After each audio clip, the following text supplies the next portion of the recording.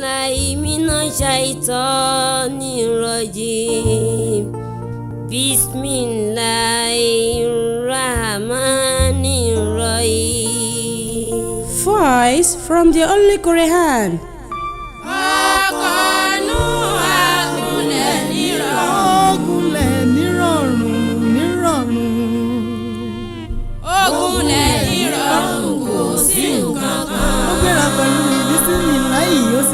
Pẹ̀lú alihamdulilayi. Olúwa ìgúnlẹ̀ nù wá. Ọlá Fátíhà Ọlọ́run ọba òun. Má dá fìtínà sí wa lágbàdá. Má dá fìtínà sí wa láyà o.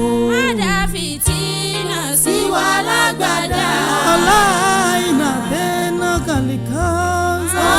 Ọkọ̀nù àgúnlẹ̀ nírọ̀rùn. Ọ̀sọ́lì nírọ̀bíkà.